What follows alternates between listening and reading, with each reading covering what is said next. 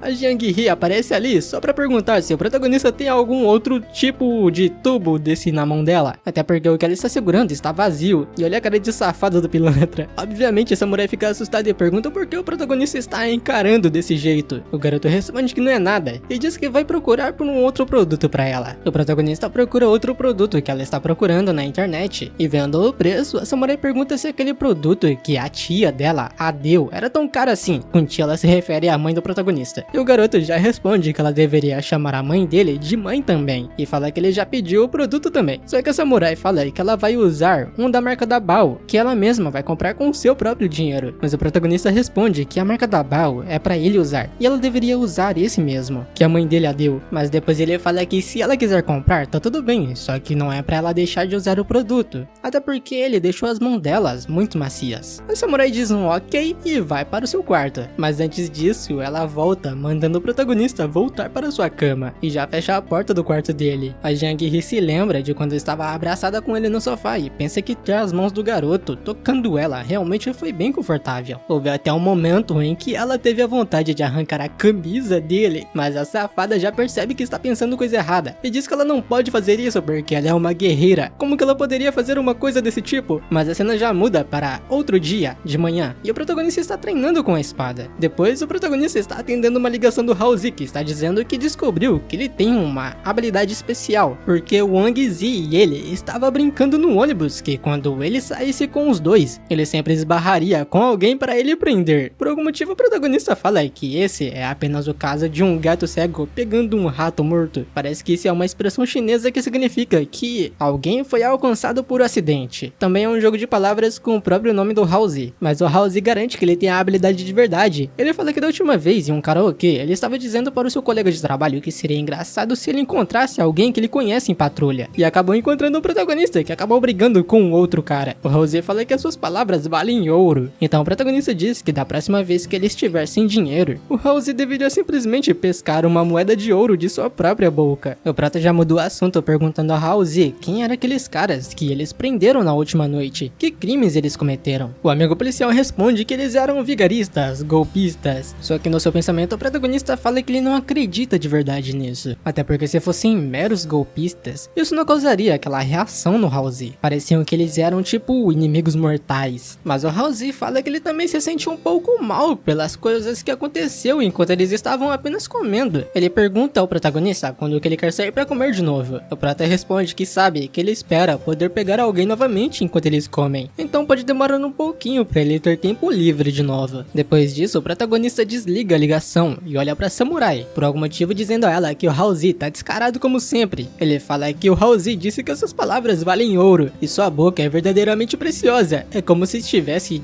besuntada com mel. A garota fica toda confusa ali e o protagonista simplesmente fala pra ela ir junto com ele quando ele visitar o seu pai e sua mãe de novo. E a cena já muda para os dois andando lá fora, de mãos dadas. O protagonista, ou a Samurai, pensa que é assim que a sua dependência se formou sem saber. A Jang pergunta ao protagonista como ela deveria chamar a mãe dele, de tia ou de mãe também. E o protagonista de novo fala que ela deveria chamá-la de mãe. A garota fica sem saber o que fazer, coitada. O sol no céu tá estralando e a Samurai junto com o protagonista chega na casa do pai dele. A Jang já fala com a mãe do protagonista, chamando ela de tia. A garota decidiu ainda continuar chamando ela de tia no final. A mãe do protagonista fica feliz que ela chegou ali e fala pra ela sentar em algum lugar. Já o protagonista olha por todo canto e não vê seu pai, então ele pergunta pra sua mãe onde o pai dele está. Sua mãe responde que um cemitério precisou da ajuda de seu pai na pesquisa e preservação com emergência, então ele estará viajando a trabalho e não estará em casa nos próximos dias. O protagonista vai se sentar do lado da sua namorada,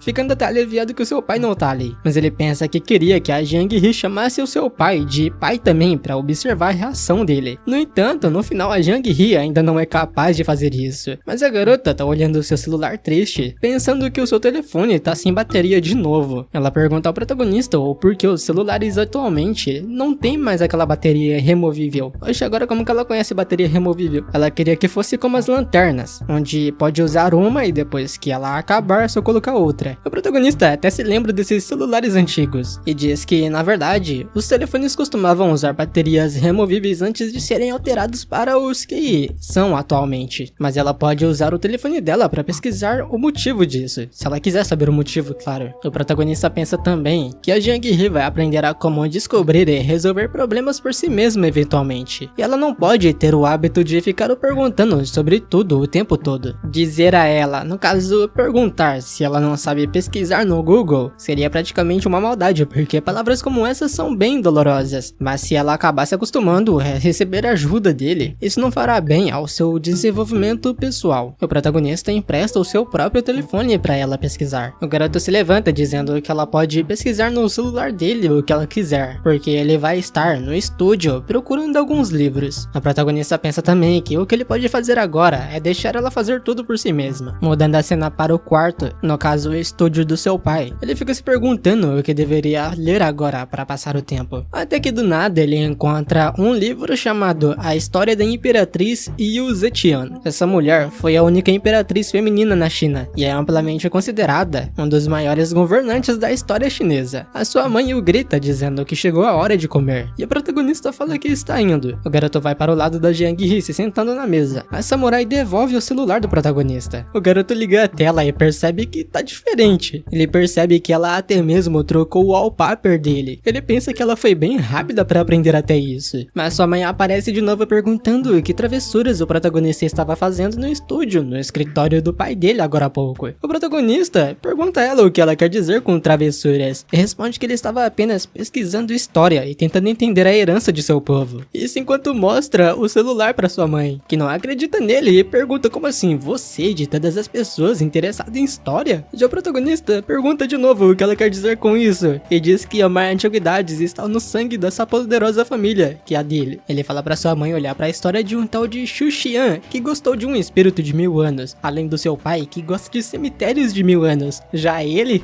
a Jiang He escuta tudo e já fica tímida, pensando que esse cara tá fazendo coisas de novo. Com isso, o garoto já leva um beliscão ali na perna. A mãe do protagonista fala pro seu filho parar de falar bobagens, ou então ele vai acabar desencaminhando a Jiang He. Já com a samurai, ela fala que o tempo tem estado quente recentemente, então ela deveria comer mais cabaça amarga por suas propriedades refrescantes. E fala também que ela também deve comê-lo com mais frequência em casa e reduzir o consumo de alimentos oleosos. A mãe do prota aconselha ela a deixá-las em molho em água salgada antes de refogá-las. Com isso, as cabaças amargas ficarão ainda mais amargas, no caso, menos amargas. Mas a Jiang He pergunta se as pessoas não comem cabaça amarga por causa do seu amargor. O abusado do protagonista ainda fala que a Jiang He tem razão e diz que se sua mãe não quer comer coisas amargas, é melhor ela comprar e cozinhar pepinos. Ele fala também que a Jiang He sabe cozinhar mais pratos do que ela agora, porque a garota está sempre pesquisando como cozinhar pratos saborosos pra ele, e ela aprende muito rápido. A véia fica irritada e só manda ele calar a boca e comer a sua comida logo. Já no seu pensamento, ela fala que entende agora que o protagonista é muito malandro, porque ele leva a sua namorada para lá só pra exibi-la toda vez. E é pra ela que o protagonista exibe sua namorada quando o pai dele não está por perto. Um tempinho depois, o protagonista se levanta de novo da mesa, todo animado. Sua mãe fala para o seu filho não bagunçar o estúdio do pai dele. Caso contrário, o pai dele irá pirar com o protagonista quando ele voltar. O garoto, todo animado, não sei porquê, fala que ele não vai, e ele vai colocar os livros de volta quando terminar com eles. Porém, depois que o prota entra e fecha a porta, alguém aparece ali. E o protagonista fica lendo o livro, pensando que ele não esperava que o seu pai tivesse feito pesquisa sobre isso, considerando o quão refinado ele é. Aí uma curiosidade é que essa Yu Zetian era uma figura promíscua, com atos como casar com um enteado. Quem estava ali na porta era a Jiang He, que abre. O protagonista a percebe e a vigia olhando para todo canto. A garota pergunta ao protagonista se todos os livros ali são sobre história. O garoto responde que sim, e fala que ela pode se sentir livre para ler algum também, se ela quiser. Ela só deve se lembrar de colocar eles de volta no lugar, depois que ela tiver lido tudo. Ou vai ser difícil para o pai dele encontrar os livros quando ele quiser ler. Mas a Jiang He se aproxima do protagonista pensando que essas coisas parecem estranhas, porque ela está aprendendo tudo sobre o mundo moderno, enquanto o protagonista está fazendo o mesmo, só que é sobre a história da antiguidade. Ela fica bem mais próxima dele, até que aparece a mãe do protagonista ali na porta com os olhos arregalados. Ela fica surpresa por eles estarem ainda mais próximos um do outro, mais do que antes. Ela pensa que deveria parar de olhar para eles, porque isso é muita pimenta para os seus olhos, e fecha a porta. A Jiang He olha para o lado vendo um livro ali, até que ela o pega, e por algum motivo a garota fica envergonhada, surpresa com algo. Tá parecendo um pimentão. Por algum motivo ela pergunta ao protagonista o porquê ele está lendo coisas desse tipo. O garoto, com cara de pau, fala que isso é uma pesquisa histórica bem séria, e não é pra ela olhar isso com preconceito. Parece que tem um conteúdo, né? A Jiang He ainda pergunta se ele acha que ela vai acreditar nessa coisa sem sentido. Na verdade, nesse absurdo que ele acabou de falar. Enquanto isso, ela pensa que estava feliz porque parecia que o protagonista estava realmente querendo aprender sobre a história, mas acabou descobrindo que ele estava lendo sobre outras coisas. O protagonista fala com ela perguntando por que ela acha que essas coisas são bobagens, e pergunta também se ela sabe o que é um brinquedo de menino, não sei o que é boy toy. A garota fica envergonhada e não consegue responder a pergunta dele. Ela fica se perguntando ali no seu pensamento como que ela poderia falar sobre essas coisas indecentes. Ainda por algum motivo chama ele de tarado. Ela fala nem que tuzinho, mas eu vou chamar tarado, palavra estranha. E o tarado ainda pega na mão dela, chamando ela mais pra perto porque ele diz que vai ensiná-la. O garoto começa a falar dizendo que quando ela começa a olhar eventos históricos de uma perspectiva normal, só que a garota já tá envergonhada ali e ela fala que alguma coisa está pressionando contra ela. Rapaz, com isso um gatilho foi acionado. O protagonista, todo envergonhado, fala que vai ser melhor se ela se levantar. Com isso, os dois decidem sentarem um do lado lado do outro no final. O protagonista começa a falar de novo, dizendo que esse livro é seguido de informações históricas e tem uma grande quantidade de informações da dinastia Qiang, no caso a dinastia Tang também. E ela pode até mesmo encontrar traços da vila em que ela viveu, com a segunda senhorita dela sendo uma expert em artes marciais. Pode ser possível que ela seja mencionada, talvez nos recordes históricos, que são falados as heroínas lendárias do folclore chinês. Difícil falar. Com isso, a Jiang He já começa a ler outros livros. E o protagonista olha pra ela e pensa que quando a Jiang He está quieta, ela exala uma aura indescritível da cabeça aos pés. Ela não é como as outras, que apoiariam os braços na mesa enquanto enterrariam a cabeça no livro. Seus ombros são quadrados e suas costas estão retas. O sem vergonha, pra fazer graça, toca na barriga dela, no caso do lado onde dá agonia, que acaba assustando a garota. A Jiang He pergunta o que ele está fazendo. O protagonista responde que isso só foi uma pequena cutucada. A garota fica toda desconfiada enquanto ele se levanta da cadeira. O protagonista fala que de repente ele se lembrou que tem um assunto a tratar e voltará quando for a hora de comer. Ele diz que ela pode continuar lendo os livros, ou ela pode conversar com a mãe dele também. A Jiang He fica olhando, até pensar que ele é muito infantil e não vai ser como ele. Mas a cena muda para o protagonista em outro local, chamando pelo seu tio Kim, o pai do Halsey. O pai do policial fica surpreso e pergunta se o protagonista finalmente encontrou o tempo para visitar esse homem velho. O protagonista responde que foi ali para ver se tá tudo bem com ele. Depois de entrar, o prota pergunta se o Halsey saiu de novo. Seu pai diz que isso não é nem mais novidade. Geralmente ele volta para o trabalho de manhã e só chega depois de noite para jantar. E ele não tem ideia do porquê o seu filho é tão ocupado com isso. O velho diz que realmente admira o protagonista, porque ele nem sempre está ocupado. E ele pode aparecer a qualquer momento e a hora que quiser. Vive uma vida sem preocupação. E o protagonista vai entrando ali, enquanto responde dizendo que cada um tem suas próprias vantagens. E depois de olhar um celular, o prota pergunta ao seu tio se ele está se divertindo vendo os vídeos dele no YouTube. E diz que ele deveria apenas assistir vídeos para seu próprio entretenimento. E não tem necessidade de ficar discutindo com o pai dele nos comentários do vídeo dele, porque os dois estão quase fazendo uma cena. Ele diz que o pai dele está usando uma entrada T9, enquanto o tio dele usa um método de escrita à mão e é difícil competir com o pai dele. Já o pai do Halsey fala que na verdade é só o pai dele que discute, enquanto isso ele pensa que enquanto ele gasta metade do dia escrevendo uma frase, o pai do protagonista está digitando um monte de palavras, então certamente ele está perdendo. O prota então fala pro seu tio que ele deveria apenas trocar mensagens de voz com o pai dele no chat, porque é a melhor maneira. Já o pai do Halsey chama ele de Rascal. O que é Rascal? Já o pai do Halsey chamou o protagonista de Patife, perguntando se ele tá ali pra botar fogo na lenha. O protagonista, cara de pau, responde que não. Então o pai do Halsey pergunta ao prota onde está a namorada dele. O garoto responde que ela está lendo livros em casa. Com isso, o pai do Halsey pede pra eles beberem um pouco então, porque ele comprou uma garrafa de vinho de cobra e é muito bom. Só que o protagonista já diz que é melhor não, porque a sua namorada não o deixa beijá-la se ele beber. Já aprendeu, olha a cara do velho. Mas ele concorda com o protagonista e diz que escutou do filho dele que o protagonista está fazendo uma cota de malha e pergunta se ela vai ser usável depois de pronta. O protagonista responde que sim, até porque o porquê ele faria isso se não fosse usável, mas diz que o produto final deve pesar cerca de 10 ou 15 quilos. Com isso, o pai do Halsey já fica animado só de pensar nisso e pergunta ao protagonista se ele pode tentar usar quando o prata terminar de fazer ele. Com isso, o protagonista pensa que realmente o Halsey e ele são ambos pai e filho, tiveram a mesma reação, mas ele responde que a estrutura do corpo do velho ali é um pouco maior do que a dele, então o prota acha que ele não pode colocar, porque o protagonista fez aquilo para o tamanho dele. Com isso, o velho fala que nesse caso, então ele vai fazer um para ele mesmo, até porque ele está com muito tempo livre, e uma vez que ele tiver terminado o dele, os dois poderão ambos andar com isso pela rua. E as ideias do velho. O pai do Halsey também pensa que não tinha como ele brincar com essas coisas assim quando ele era jovem. Tudo o que ele conseguia fazer era brincar com lama, e passou a sua infância inteira assim. É até triste quando ele pensa nisso, porque usar uma cota de malha desse jeito é praticamente o sonho de todo homem. Mas o protagonista fala que ele pode ir em frente com essa ideia, mas ele mesmo não usará isso nas ruas. Ainda diz para o seu tio ter cuidado, ou o Halsey pode prendê-lo. E o velho responde que ele não seria louco. Eu acho que não seria mesmo não, viu? O pai do Halsey fala que ele vai dar uma olhada nos vídeos do protagonista e pegar os materiais necessários amanhã. O protagonista pensa que o velho está totalmente entusiasmado com isso e não há como persuadi-lo do contrário agora. Depois disso, o protagonista diz que vai embora e, mudando de cena, ele já volta para a casa dos seus pais. Ele fica vigiando de canto de parede ali a sua mãe com a sua namorada, pensando que parece que sua mãe e a guerreira estão tendo uma boa conversa. A sua mãe vê o protagonista e pergunta se ele já voltou. O prota diz que sim, já está de volta. Ele fala que foi conversar um pouco com o seu tio Kim. Com isso, a mãe do protagonista pensa que o seu filho não tem nem muito assunto, não tem muito o que conversar com seu marido, enquanto o próprio Halsey consegue puxar conversa com ele quando ele termina de trabalhar. E pode ser verdade que pais e filhos tenham sido inimigos na vida anterior. Ela fala com o protagonista dizendo que se ele trocasse de lugar com Halsey, tanto o pai dele quanto o tio dele, o Kim, estariam nas nuvens. Mas o protagonista, sorrindo, diz que ele não pode fazer isso porque ele ainda tem ela. Mas a véia já corta o clima ali dizendo que ela não se importa com nenhum dos dois, porque um deles nunca está em casa fazendo coisas perigosas, enquanto o outro nunca sai de sua casa, o que não é um comportamento normal. Mas o protagonista nem responde ela sobre isso, ele só fala que ele e a Jang Hee voltarão para sua casa primeiro. Sua mãe pergunta se ele não vai querer comer antes de voltar para sua casa, mas o protagonista responde a sua mãe dizendo que eles não vão ficar mais, porque eles têm um compromisso à noite, e a Jang Hee se despede de sua tia. Mudando de cena, aparece o protagonista junto com a samurai lá fora. A Jang Hee tá ali pensando que conversar com sua tia sobre a sua vida diária e escutar histórias de quando esse cara era um garoto foi realmente divertido. Ela olha para o protagonista e pensa que, olhando como ele é atualmente, é difícil imaginá-lo sendo perseguido por um grande ganso pela rua inteira quando era jovem, enquanto chorava e vazava arranho pelo nariz. Mas o protagonista percebe que ela não para de olhar para ele e pergunta para ela por que ela continua o encarando. Diz também que essa expressão no rosto dela tá meio estranha. A samurai começa a zoar do protagonista dizendo que hoje ela aprendeu que o objetivo do treinamento do protagonista em artes marciais é só para derrotar macacos e gansos. Ela pergunta se tem mais alguma coisa e se lembra de que também é para que ele não tenha mais medo de cachorros. Mas o malandro responde que na verdade é para que ele possa dar umas palmadas na bunda da guerreira enquanto a segura. Olha a expressão de assassina dela, enquanto pensa que se não tivesse ninguém nas ruas, ela deixaria que ele experimentasse a sua verdadeira força. Um tempo depois, a cena já muda para os dois dentro de sua casa. O protagonista pensa que ele precisa melhorar suas habilidades na confecção da sua armadura de cota de malha, ou seu tio Kim vai o ultrapassar. Só que do nada, a Jang Hee já pega no braço dele e o derruba. Na verdade, o pressiona contra a porta. Ainda muito brava, ela pergunta se o protagonista quer repetir o que ele disse antes lá na rua. O bicho não sabe nem o que fazer, coitado. Mas eles têm uma pausa para ela pegar um banquinho e subir em cima, ficando mais alta pensando que é mais intimidante desse jeito. O protagonista fica se perguntando no seu pensamento se a guerreira estava explorando essa situação e pensa também que ele não quer deixar ela fazer o que ela quiser. Mesmo com medo, o garoto até tenta avisar ela de que ela deve parar com isso, mas ele não consegue nem terminar a frase que já ganhou um beijão na boca ali. O boludo fica de vela e depois dos dois terminarem, todo envergonhado, o protagonista responde que tudo o que ele queria era dar um tapinha na bunda dela. Ele pergunta se tem algo demais nisso. Ela não precisa ser tão cruel assim, mas a samurai simplesmente o solta, sem fazer mais nada com ele. A samurai pensa que deveria dissuadir o protagonista um pouco quando coisas assim acontecerem, ou vai parecer que ela está com um temperamento ruim. Depois que ela vai saindo ali da sala, o protagonista pensa que a guerreira finalmente aprendeu a como se divertir agora. Ele pensa também que é um pouco estranho, porém, seus papéis devem ser trocados em circunstâncias normais. A cena já muda para de noite. A Jang Hee termina de fazer a janta deles. Ela fala que o prato de cabaça amarga que a tia preparou não era amargo o suficiente e pede para o protagonista experimentar essa cabaça amarga com carne picada que ela fez. O protagonista coloca um pedaço na boca e ela fica animada perguntando o que ele achou. O prota responde que tá bem gostoso. A samurai diz que esteve pensando sobre que ao escrever a receita desse prato, ela deve escrever tanto a versão amarga quanto a não amarga. E quando ela estiver ensinando esse prato para outras pessoas, elas terão opções de aprender a versão que preferirem. O protagonista fala que ela pode escrever eles nos cadernos de notas que ele preparou e pergunta se ela está se preparando para ensinar as pessoas a cozinhar como streamer de comida. A Jang Hee responde que sim, ela diz que está se preparando para isso e vai pegar o jeito primeiro transmitindo o seu jogo e depois fará streams de comida assim que estiver mais familiarizada com eles. E ela se lembra de que está planejando vender os seus vegetais salgados também. O protagonista pensa que parece que a guerreira sempre planejou promover entretenimento de várias maneiras o tempo todo. Transmitindo a sua jogabilidade é apenas o primeiro passo em seu grande plano. Em voz alta ele deseja tudo de bom para ela. A samurai responde que fará o seu melhor e ainda vai ajudar o canal dele quando chegar a hora. O protagonista simplesmente tem uma reação totalmente estranha. Ele fala que não tem necessidade do canal dele estar envolvido nisso, mas diz que o plano dela tem todas as bases perfeitamente descobertas. No seu pensamento, o protagonista pergunta se parece que os planos dos negócios da guerreira também o envolvem. Originalmente, ele pensou que estaria testemunhando a próxima estrela em ascensão no mundo dos negócios. Com isso, a Jiang-hee fica irritada, pensando que o protagonista deve estar a olhando de cima novamente. A cena muda de novo agora para as 7 da tarde, e ela começa a sua live stream. Porém, o clima parece não estar tão bom, e por algum motivo aparece o riquinho do outro lado da tela, pensando que o protagonista com certeza sabe como se divertir. Na tela dele, o garoto vê algo bonito ali. Ele pensa que isso parece como duas asas angelicais, mas ele se lembra do protagonista falando para ele não enviar presentes para a transmissão. Só que depois de apertar o botão, ele acaba percebendo que fez merda. Parece que ele simplesmente doou cerca de 10 daquelas asas angelicais. A Jiang olha tudo isso e fica totalmente surpresa. Ela se pergunta se tudo isso é pra ela, mas depois se lembra de que o protagonista está aparecendo ali na tela. A garota pensa que só nesses poucos minutos ele conseguiu ganhar cerca de algumas centenas de yuans. Ela fica totalmente irritada pensando que ele é desprezível. Aqui, contanto que ela jogue bem, atrairá a sua parcela de público também. Algum tempinho depois, o chat começa a falar que ela é realmente muito boa no jogo. As habilidades dela são incríveis, e esse jogo parece moleza para ela. A samurai fica feliz pensando que, embora a maioria do chat ainda esteja ali falando sobre o protagonista, tem alguns por aí que finalmente estão prestando atenção na sua jogabilidade. E algum tempinho depois de novo, já termina a stream. A samurai tenta falar com o protagonista, só que o celular dele começa a tocar. Então ela deixa pra falar depois, mas fica irritada. Já tá criando outra personalidade já. O protagonista então pega o celular atendendo, e foi o Wang Zi que ligou, no caso o riquinho. O Wang Zi fala que a transmissão ao vivo do protagonista está realmente bombando. Ele está parado sem fazer nada, e tem algumas centenas de espectadores. Até mesmo o protagonista fica surpreso porque ele não sabia disso. O garoto responde ao seu amigo dizendo que essa é uma transmissão ao vivo de jogos. Ele apenas faz parte do pacote, e pergunta o que seu amigo quer com ele. Depois que o protagonista vai ver na tela, ele percebe que tem mais do que 500 pessoas que viram a live. Ele pensa também que apenas observá-la jogando não é tão interessante, e também não é tão interessante apenas o ver de pé, mas os dois juntos parecem produzir uma reação incrível. O Wang Zi fala com o protagonista dizendo que, já que ele sabe como tocar o sistema, ele deveria montar um estúdio, porque com certeza será promissor. Mas o protagonista fala que ele não quer se envolver tanto nesse assunto. Só que o protagonista está abraçando a Jiang-hee ali, e do nada ele solta um grito. Mas conversando com seu amigo ainda, ele diz que só está dizendo que ele está transmitindo ao vivo para se divertir, e está acompanhando a sua namorada fazendo isso. Ele não planeja mais nada do que isso. O grito foi porque a Jiang-hee está beliscando ali. O protagonista começa a desligar a chamada, dizendo que vai conversar com seu amigo depois, mas deixa claro que a stream é puramente por diversão. Depois de levar um beliscão, o protagonista pergunta pra samurai com quem que ela aprendeu isso, e diz que as habilidades naturais de uma mulher são as mesmas, mas a garota simplesmente o ignora e fica sentada ali no computador. O protagonista fala que ela ganhou algumas centenas de yuans hoje, mas a samurai diz que foi ele que fez isso, porque eles enviaram dinheiro por causa dele. Mas o protagonista pergunta se o que é dele não é dela, só que a Jiang-hee dá um grito ali irritada falando que o protagonista está tentando pregar peças nela. A garota começa a se levantar e brava, sai dali, mas antes de realmente ir embora, ela para dizendo que vai fazer muito mais dinheiro do que ele no futuro. Mesmo assim, o protagonista fica felizinho vendo esse lado dela, e pensa que agora ela sabe até mesmo que ele estava pregando peças nela. Por algum motivo, o protagonista estava olhando o histórico da garota, e pensa que realmente navegar sem deixar rastros é ainda mais fácil para ela. O tempo já passa, um tempo depois, uns dias depois, para maio. A samurai aparece arrumada, e o protagonista fala para ela ter cuidado e ficar alerta quando ela estiver lá fora. A samurai responde que entendeu. Ela pega até uma chave e coloca na sua bolsa que o protagonista deu de presente para ela. E estando toda preparada, a samurai sai dali. Chegando lá fora, ela se encontra com o porteiro, que pergunta onde está o Ushu. A Jiang-hee responde que ele está em casa assistindo TV. Com isso, o porteiro pensa que o protagonista fica o tempo todo em casa, e se pergunta se ele não tem medo de crescer mofo. Ele pensa também que essa garota está ficando cada vez mais parecida com o pequeno Shu. Até o modo de como eles andam é parecido agora. Quando ela apareceu pela primeira vez, ela andava que nem um relógio. A cena muda pra Jiang-hee de volta, e ela vai passando por uma loja. Na verdade, ela para na frente de uma, e depois já sai dela com uma lata de refrigerante nas mãos. A garota fica andando pelas ruas ali sozinha, e olhando um papel preso em uma parede ali, ela percebe que ainda não passou por uma rota. Então, depois de chegar um ônibus azul, ela entra nele passando o seu cartão pelo celular, e vai procurar um assento para se sentar. Com isso, o ônibus começa a voltar voltar a andar pelo seu caminho. E a Jiang-hee na janela fica olhando por todos os lugares em volta, até chegar no último destino, onde ela é obrigada a descer. A samurai percebe. Ela pensa que esse é o distrito chamado Beisheng, e que se ela for mais ao norte, ela deverá chegar para fora da cidade. E um tempinho depois ela realmente chega em uma plantação gigante de trigo, ficando toda surpresa vendo isso pela primeira vez. A cena muda para o protagonista de novo no computador. A Jiang-hee manda uma foto dela na plantação de trigo, dizendo que está ali já. O protagonista pensa que a gama de atividades dela está aumentando, e a guerreira que queria sair da cidade antigamente finalmente saiu da floresta de aço agora. Voltando para a samurai, que fica olhando por todos os lados, pega um dos fios de trigo ali. Por algum motivo ela esmaga e pega as sementes colocando na boca, experimentando o sabor. E ela pensa que se eles construíram uma casa na natureza e cultivarem um grande pedaço de terra e depois pedir ao Shu King para colher com uma foice, não parece ser tão ruim. Mas ela acha que ele não vai estar muito disposto a fazer isso. Eu também acho. Mas o tempo se passa e o protagonista pensa que já são 1 da tarde. Ele começa a ligar pra samurai, se perguntando no seu pensamento se ela está se divertindo tanto assim para esquecer de voltar para casa. Só que ela já apareceu ali na porta. O protagonista olha pra ela, que voltou com alguns vegetais. Ela coloca até mesmo a mão no bolso ali e diz ao protagonista que ela viu o campo e era realmente incrível, tinha muitas colheitas por toda parte. Ela pergunta se ele quer experimentar essas sementes, mas o protagonista fica todo confuso ali e diz que essa semente às vezes são pulverizadas com inseticidas para manter os insetos afastados e falar pra ela não comer tudo o que ver. Com isso a garota fica assustada, se perguntando se está envenenada então. E o protagonista responde que um pouco tá tudo bem, mas ela deve ter certeza de que não vai comer coisas aleatórias no futuro. Mesmo assim o garoto experimenta e diz que está maduro demais, teria sido melhor se fosse mais macio. Ele pergunta por que ela decidiu ir tão longe. A garota responde que só queria explorar mais. O protagonista se pergunta no seu pensamento se quando o milho estiver maduro, se ela não vai roubar o sabugo dos outros. Ele não pode deixar ela fazer isso, mas provavelmente ela não fará mesmo. O prota fala em voz alta pra samurai que eles devem comprar uma bicicleta elétrica, assim ela poderá andar de bicicleta em qualquer lugar. Ele diz que tem certeza de que ela já viu um nas ruas e não tem necessidade de pedalar como as bicicletas normais. Mas a garota responde que está bem com uma normal, porque com um pedal ela consegue ir em alta velocidade. Só que o protagonista já diz que ela vai acabar quebrando uma bicicleta normal desse jeito, e ela fica toda irritadinha. Mas essa mulher já mudou o assunto perguntando se eles podem conseguir uma casa na periferia e ficar ali e cultivar alguma coisa, porque as pessoas de lá parecem ter grandes quintais. O protagonista fala que as casas na periferia são realmente baratas. A samurai fica animada e pergunta se então isso significa que eles podem fazer isso. E o protagonista responde que não é conveniente morar lá, porque há poucas opções de comidas e lugares para comprar. Não tem lugares para jantar quando ela estiver com fome no meio da noite. Ele diz que é definitivamente mais relaxante lá, e ele era uma pessoa relaxada, mas depois de começar a namorar com ela, ele ficou um pouco menos relaxado. Só que a samurai simplesmente grita ao protagonista mandando ele comer a sua comida, e o protagonista pensa que o aquece saber que a guerreira pensa nele o tempo todo. Alguns minutos se passam e o protagonista aparece sentado no sofá enquanto a samurai começa a sair pela porta. A cena muda para uma quadra. A Jiang-hee fica sentada em um banquinho ali. Do nada aparece aquela tia do condomínio que pergunta a samurai o que ela está fazendo ali. A garota responde que ela está só relaxando e observando em volta. A tia então fala que ela está indo para um lugar chamado Seminário do 1º de Maio e pergunta se a samurai gostaria de ir com ela e pegar um guarda-chuva. A garota obviamente concorda, então as duas começam a andar pela rua. A samurai pergunta à tia quando que a pequena Yan estará de folga. A tia responde que deve ser por volta de julho ou agosto e diz que os feriados do 1º de maio são muito curtos para ela ir visitá-la. Então a garota irá até ali durante as férias de verão apenas. O semáforo fica verde, então elas começam a atravessar. Enquanto a tia pensa que ter uma mulher tão jovem e bonita ao seu lado a faz se sentir jovem novamente. Mas tem uma moto ali. A Jiang-hee percebe ela, que obviamente ia passar por cima da tia, mas a garota simplesmente entra na frente. E claro, quem cai é o motorista, o motoboy. A tia se pergunta o que aconteceu. A samurai responde que o motoboy quase colidiu com ela, mas ela entrou na frente para protegê-la. A tia fica totalmente surpresa, dizendo que ela é muito forte. O motoboy ainda se levanta todo bravo, perguntando se as duas são cegas e se elas têm vontade de morrer. Obviamente a tia começa a discutir, dizendo que o cego é ele, porque ele passou no sinal vermelho. O imbecil do motoboy até tenta discutir, só que ele vê essa carinha aqui lindinha da Jiang-hee. O garoto já se encolhe ali e começa a pedir desculpas, e fala que é realmente tudo sua culpa, e ele não correrá na luz vermelha de novo. O motoboy começa a levantar a sua moto, pensando que ali tem uma velha e uma menina temível. Ele não pode enfrentá-las de juntas, então ele tem que correr enquanto pode. Ele pensa também que se ele pronunciasse outra palavra, aquela senhora provavelmente lançaria um soco em sua direção, mas eu acho que seria na verdade a Jang Hee que ia amassar a cara dele. A cena volta para o protagonista, que está mexendo na sua cota de malha, até que ele se cansa disso. E se lembra de que quase esqueceu que ela já saiu, então o protagonista se levanta, aliviando seu corpo de todo cansaço, pensando que humanos podem ser realmente estranhos algumas vezes, pensando que geralmente ele não está fazendo nada enquanto os outros estão ocupados, mas quando os outros estão livres, ele tende a querer encontrar algo para fazer. Ele pensa isso enquanto está colocando um mundial ali no seu lado. Depois de conectar o ventilador